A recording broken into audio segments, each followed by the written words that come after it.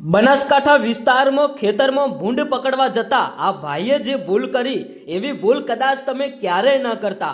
મિત્રો, અત્યાર સુધીના એક મોટા સમાચાર મળી રહ્યા છે આપણા બનાસકાંઠા વિસ્તારમાં। ભાઈ, તમે ક્યાંક ને ક્યાંક જોયું હશે કે ખેડૂતોને ભાઈ ભૂંડ વધારે પ્રમાણમાં હેરાન કરતા હોય છે અને એ વચ્ચે ભાઈ ગુસ્સે ભરાઈને ખેડૂતો ભૂંડ પકડવાવાળા ભાઈઓને બોલાવતા હોય છે અથવા ક્યાંક ને ક્યાંક તે પોતે જાતે ભૂંડને ભગાડવાની કોશિશ કરતા હોય છે। પણ ભાઈ, એવી ભૂલ તમે ક્યારેય ન કરતા।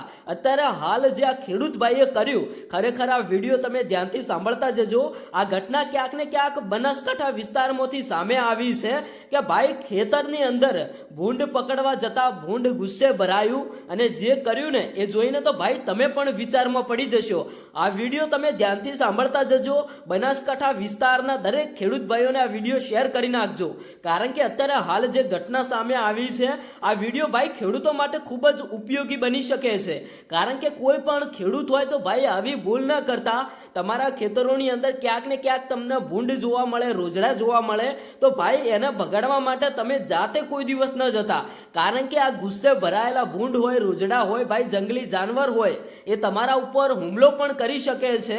આગળ હું તમને પૂરેપૂરો વિડીયો બતાવું। ખરેખર આજે જે ઘટના સામે આવી, આ વિડીયો વાયરલ થતા ઘણા બધા ખેડૂત ભાઈઓએ કહ્યું કે આપણે આવી ભૂલ ક્યારેય ન કરવી જોઈએ। જો કદાચ આપણા ખેતરોની અંદર ભાઈ ભૂંડ કે રોજડા જોવા મળે, આખરે ભાઈ મોટા પ્રમાણે જોવા તો મળતા જ હોય છે, પણ આપણા ખેતરની અંદર જો આપણો પાક બગાડતા હોય, આપણને હેરાન કરતા હોય તો આપણે ભાઈ ફોરેસ્ટ અધિકારીઓને કોલ કરી દેવો જોઈએ અથવા તો વન વિભાગના લોકોને કોલ કરવો જોઈએ અથવા તો જે લોકો ભૂંડ પકડતા હોય એમને કોલ કરવો જોઈએ। એ લોકો આવીને તમારા ખેતરમાંથી સુરક્ષિત રીતે ભૂંડ પકડીને લઈ જશે। તમારો પાક પણ નહીં બગડે અને તમારા ખેતરોમાંથી ભૂંડ પણ જતા રહેશે અને એ ભૂંડને સુરક્ષિત જગ્યાએ છોડી દેવામાં પણ આવશે।